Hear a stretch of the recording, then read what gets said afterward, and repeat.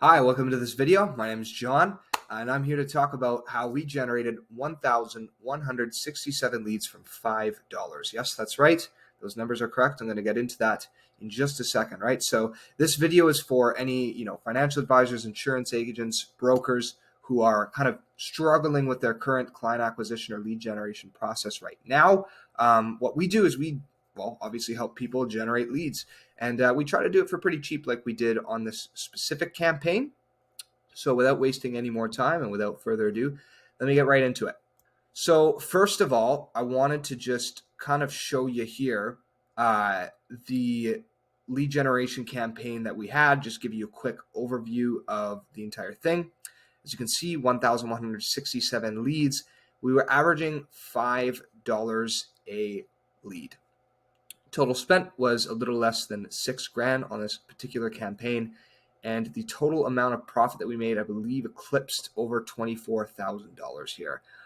So yeah, as you can see, top day, it looks like he generated 19 leads on his very best day. Very successful campaign. It's still running. We're still going with it, and we're very, very happy with the results that it's generated. So how did we get from spending $5 to $24,000 in revenue plus? Well, okay, simply put, the very first lead, we got a little bit lucky. The very first lead that ever came through this campaign cost us $5 and ended up converting into a client. Now, that is not typical, and that's not something that I would like to suggest to everyone, but it is a very true story. What I'm telling you, the very first client that we got from this campaign, the very first $5 we spent was what generated us the rest of the $24,000 that we got afterwards in this campaign in total revenue, right? So let's go through kind of month by month, everything that kind of happened in this campaign. And this campaign's gone on longer for 3 months, but I'd just like to break down for you kind of how we structured this and what we did to even kind of get here in the first place and how we kind of structure our lead gen systems. Okay, so on month 1, we'd done a top of funnel lead generation campaign. So we just made just a regular lead gen campaign, just meant to really wanting to get the maximum amount of actual reach to collect as much data as possible for the Facebook pixel we installed. So for anyone who doesn't know what a Facebook pixel is, that's essentially anytime you click on an ad, really, that data gets tracked and that's available to the advertiser to retarget you sometime down at a later point, right? So it can be a like, it can be a comment, it can be a click on a form without filling it out, whatever it might be. That data gets tracked and can be used by Facebook. So that's what a pixel is. So we really wanted to just not so much, obviously we wanted to generate leads this month, but we wanted to generate the maximum amount of data as possible and reach as many people as we possibly could to make sure that we were actually able to get the pixel activated for next month. So we were able to generate 256 leads in our first month at a cost of $4.95 a lead, which was pretty good, all things considering, right? So after we did the top of funnel lead generation campaign, we had set up the pixel on that campaign, and we'd wanted to introduce a retargeting campaign. So that's what we did in the second month. We made a brand new lead gen campaign.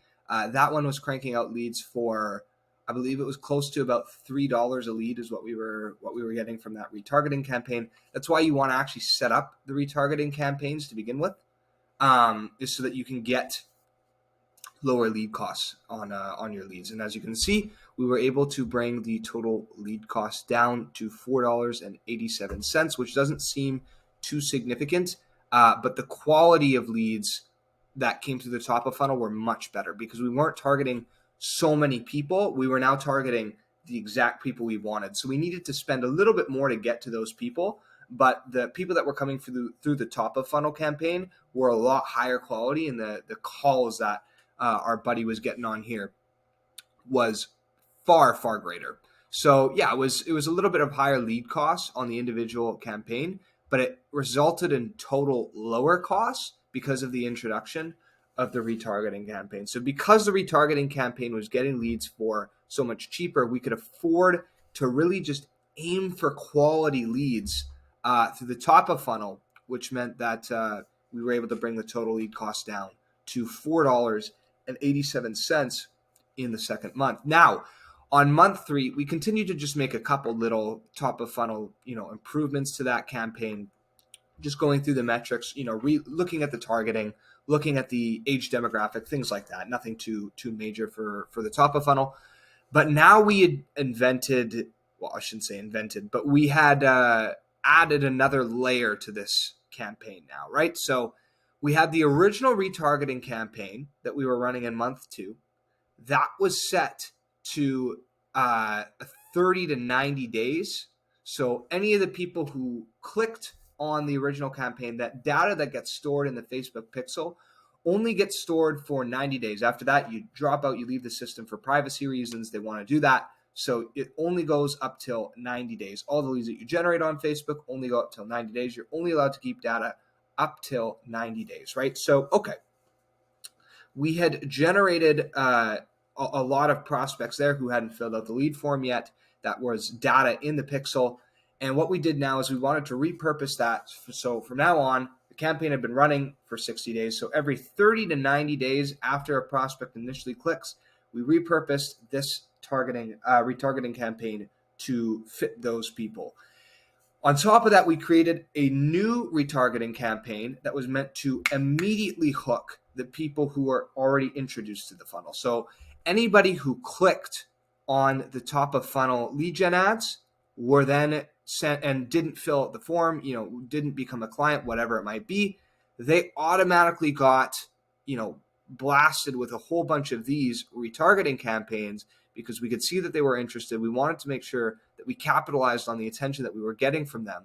So that 0 to 30-day retargeting campaign was there. And then we wanted to continue targeting them and continue for the people who just, needed 5, 6, 7, 8 times to see this product and to see this guy at work. We wanted to continue not blasting them with ads, but making sure that they were still reminded and getting leads, getting ads in their feed as well. So total of 506 leads for month 3 at $5.09 a lead. But there were massive improvements in both lead quality and email open rate, and text responses. So that's generally how we can judge how good the lead quality is, if a lead's dead, it's not very good, right? If you have a pool of, it doesn't matter if, you get 10,000 leads generated if none of them ever pick up the phone.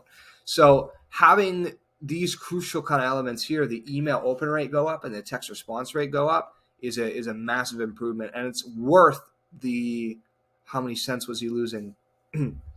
13 plus 9.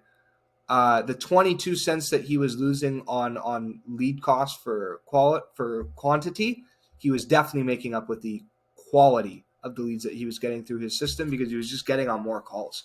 And 306 leads a month is more than enough to keep most people running. So yeah, it was good enough for him to be able to capitalize on that and make $24,000 of revenue to date. I believe that campaign has also been running for somewhere around 4.5 months. So that would be $24,000 of revenue in 4.5 months. Let's do the math on that. Divided by 4.5. About $5,333 of revenue a month from this campaign. So, I've kind of explained quite a bit about our in depth on our Facebook lead generation strategy. So what we do is not just Facebook lead gen. We have a done for you multi-dimensional lead generating process. It's through Facebook, Instagram, and LinkedIn, right? So that way, let's say, Facebook goes down and all of this kind of gets reduced to nothing. That way we still have TikTok up and that way we still have Instagram up. So we're still generating leads on there as well.